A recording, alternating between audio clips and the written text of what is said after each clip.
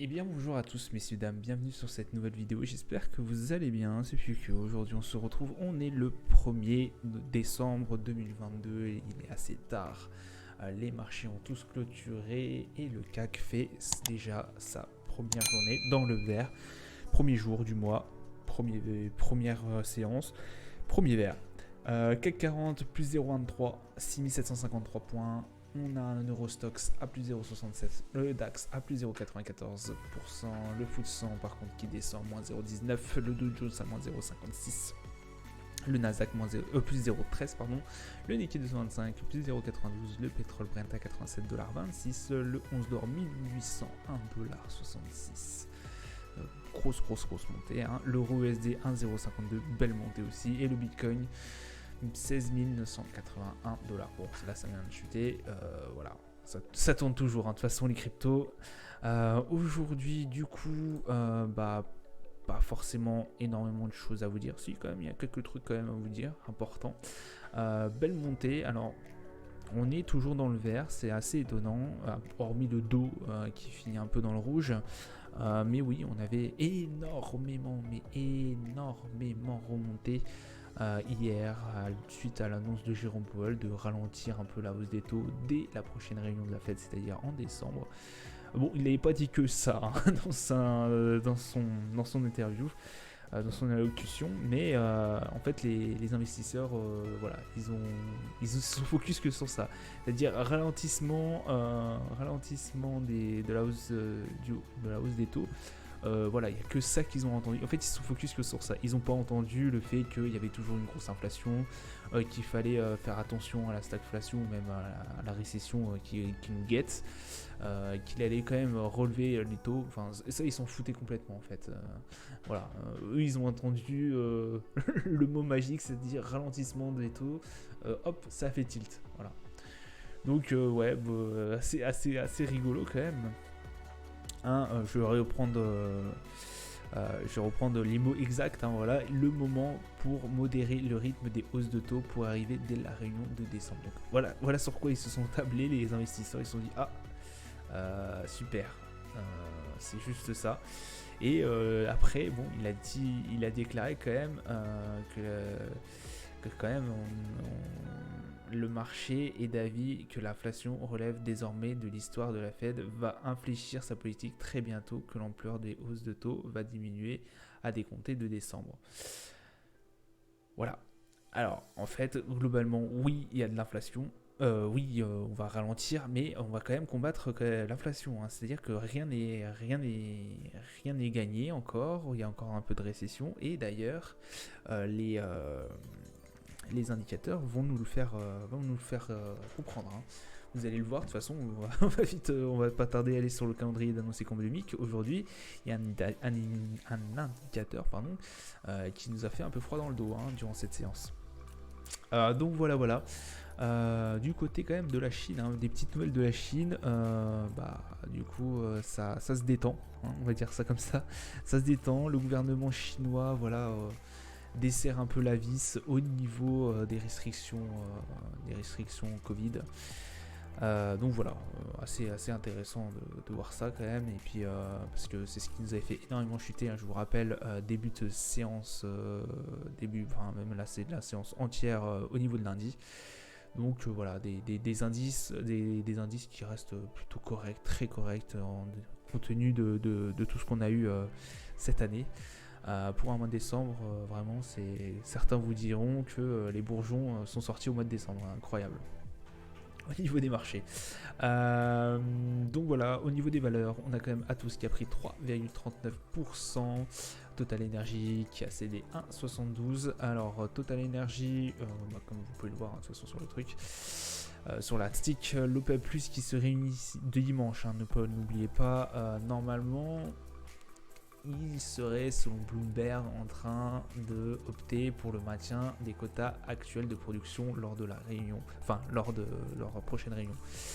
Ce qui veut dire que forcément, s'ils maintiennent le quota actuel de la production, vu que le pétrole était à 85 dollars et quelques le baril,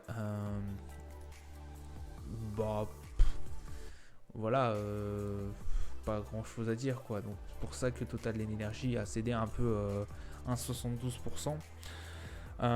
Puisque en fait voilà, très clairement 72% c'est parce que Total a énormément gagné cette année grâce à et a énormément fait une énorme plus-value, notamment grâce au prix du pétrole, hein. Le prix du pétrole, le prix du baril, pardon. Je vous répète, avant la guerre en Ukraine, on n'était pas à 80 $ le baril, hein. Je crois qu'on tournait aux alentours de 70. On est monté, à un moment donné, on est monté jusqu'à 130 $ le baril, 140 et quelques. Incroyable. Un jour, on y arrivera, oui, mais peut-être pas tout de suite. Donc forcément, s'ils se mettent d'accord sur un quota actuel de production, qui ne change pas le quota, forcément, derrière, il n'y aura pas énormément d'impact. Par contre, s'ils baissent le quota, voilà, forcément, ça va, le prix va augmenter. Et s'ils augmentent le quota, hop, le prix va rebaisser. Voilà, on analyse toujours comme ça. Capite. Bref, au niveau du calendrier d'annonce économique quand même, hein, on va avancer un peu.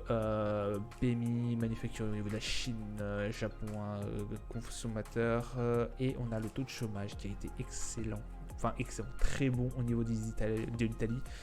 Rendez-vous compte, on avait 7,9 à la précédente, on a dit 8%, donc soit une petite hausse au niveau du taux de chômage, et ben non, finalement on est en train de reculer au niveau du taux de chômage italien, donc très très bien. Idem au niveau du taux de chômage européen, on est en baisse, on attendait une stabilisation du taux de chômage, et ben non, on a eu 6,5 au lieu de 6,6. Taux de croissance du PIB au niveau du Brésil en retard. Voilà. Les revenus personnels et dépenses personnelles au niveau des US. On a eu une forte hausse, enfin une belle hausse quand même des revenus personnels. Revenus des ménages et tout, incroyable, 0,4% on attendait et on a eu 0,7%, donc pas mal du tout. Et dépenses personnelles, là on était bien sur le consensus, voilà, donc une petite hausse forcément par rapport à la valeur précédente, notamment voilà, on commençait à arriver dans tout ce qui est Noël et autres, donc forcément ça dépense un peu plus. On était sur les mois de je crois que c'est le mois d'octobre si je dis plus de bêtises maintenant qu'on est en décembre. Oui, c'est le mois d'octobre. Voilà, fin d'octobre, on commençait à arriver en novembre si vous voulez. Ouais, on peut commencer à dépenser un peu si vous voulez dans tout ce qui est cadeau de Noël, etc. Suite de novembre sera extrêmement attendu et aussi de décembre forcément. Et voilà, c'est ça dont je vous parlais, le PMI qui est le plus bas depuis avant Covid, je crois. Je crois de tête, ou après Covid. Après Covid, je crois. Enfin, avant Covid. Avant Covid ou après Covid, je sais plus. Enfin, le plus bas depuis un sacré paquet de temps. Depuis avant Covid.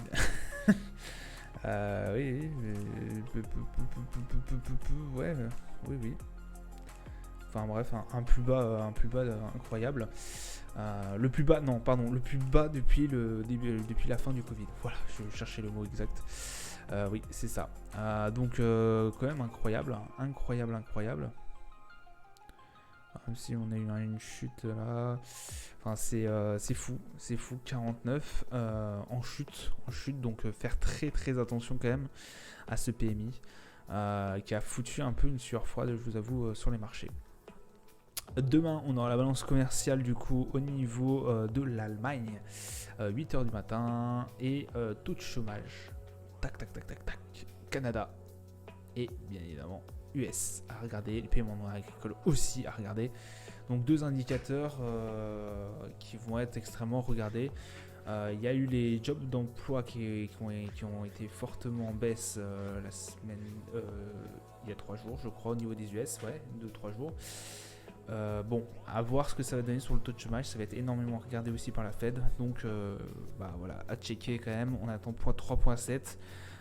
Si le chômage est en hausse, cela voudra dire forcément qu'il y a plus de chômeurs, bravo. Cela voudra dire aussi, et ça incitera Jérôme Powell à effectivement ralentir dès décembre et peut-être 50 points de base au lieu de 75. Je vous rappelle que selon le consensus là, à l'heure actuelle, j'ai regardé, on est à un peu plus de 75% des investisseurs qui pensent que on va avoir que 50 points de base sur la prochaine hausse de taux. Voilà, juste pour vous le dire. Donc, si ce taux de chômage est plus haut, forcément, je pense que le consensus sera encore plus fort. Donc, c'est-à-dire, on passera à 75 peut-être à 76, 77, à voir. Mais par contre, s'il est plus bas, cela pourra dire, ce sera un signe comme quoi on peut encore remonter les taux. Mais bon, selon Jérôme Powell, pour l'instant, il n'y a pas de quoi. Voilà, au niveau des marchés, on va aller quand même checker les marchés. Les marchés qui, le Nasdaq 12 000, hein, voilà. Il a fait une petite redescente. En même temps, regardez la taille de la bougie, quoi. Et qu'est-ce que vous voulez que ça retrace pas au bout d'un moment, c'est obligé de retracer. Donc Nasdaq qui retrace. Le DAX, le DAX c'est un peu pareil. 14 444, pardon. On est bien descendu, on retrace pas mal. À voir par la suite. Faut dire que hier on avait alors pardon, là c'est la séance qui a recommencé. On était juste là, mais c'est en train de bien retracer quand même. Hier le 30, on avait bien monté, on était allé chercher la barre des 14 006. Donc bon, par la suite on verra la rehausse. À mon avis, on va continuer sur une belle lancée.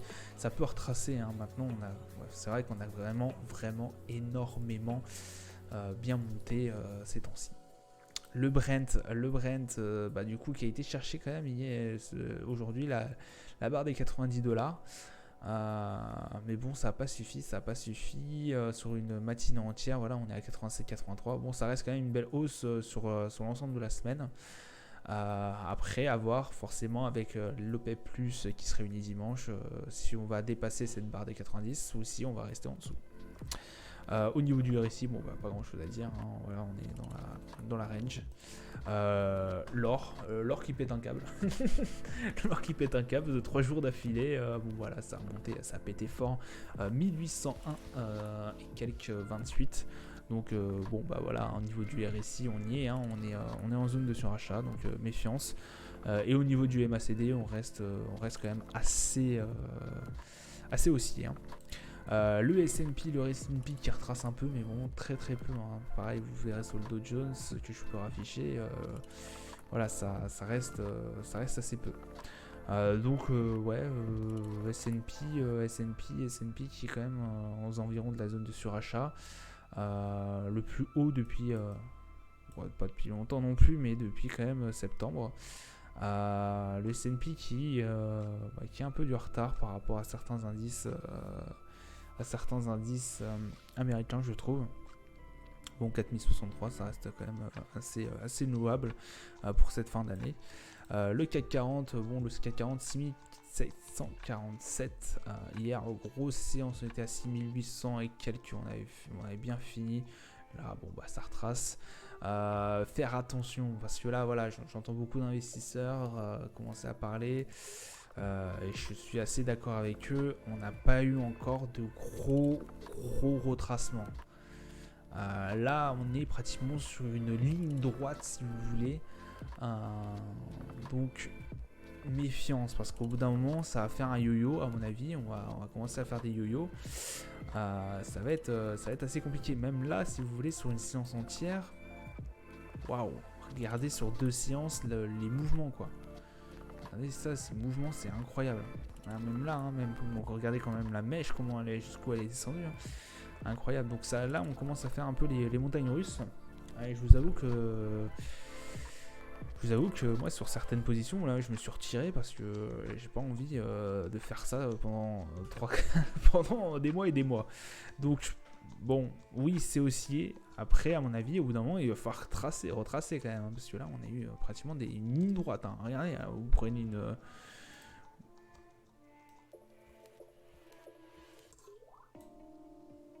Ouais, pratiquement. Ouais, il y a eu aucun retracement. Aucun. Regardez. Là, par exemple, pour vous donner un ordre d'idée, hein.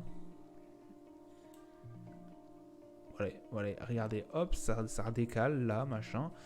Il y a des retracements, etc. Là, c'est une ligne droite, quoi. Let's go. Incroyable, hein, incroyable. Il y a tellement peu de... Alors oui, ça bouge, je suis d'accord. Mais tellement peu. Regardez, là, c'est pendant quelques jours, pendant même plus d'une semaine et quelques, hop, c'est remonté, pam pam, après c'est redescendu, après c'est remonté, et après là, il n'y a que eu du tout droit en fait. Les semaines en fait, elles ont 8 semaines, vous vous rendez compte, 8 semaines de hausse consécutive. Au bout d'un moment, messieurs, dames, c'est obligé, ça va retracer quoi. Donc voilà, méfiance quand même sur ces indices, même le dos, je vais vous montrer en D1. Bon, alors en D1, voilà, même le dos, regardez, ça bouge pratiquement pas. C'est que du haussier. Là, il y avait un. Bon, alors là, oui, vous me direz oui, mais là, il n'y a pas eu énormément non plus de retracement. Bah, il y en a eu quand même un ici, quoi. Alors là, il y en a eu un, mais ça dure une semaine, quoi. Oui, d'accord, le dos a été moins. C'est moins flagrant que le CAC 40. Mais le CAC 40, c'est incroyable. Donc méfiance sur le CAC. Le dos, c'est pareil. Méfiance, on arrête. On n'arrive pas à se déplacer des 34 000 et quelques points là. Ça fait, on est sur les valeurs quand même depuis Auguste et on n'arrive pas à s'en dégager. Parce que voilà, dès que ça sort la tête, hop, derrière, ça suit plus. Donc bon, bah, à voir.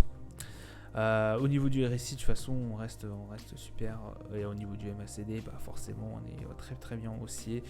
RSI, on reste super. Bon, ça veut dire on reste très proche de la ligne du surachat. Donc voilà, ça sera tout pour moi pour aujourd'hui. Je vous souhaite une excellente soirée, une bonne journée à vous et bon trade. Ciao ciao.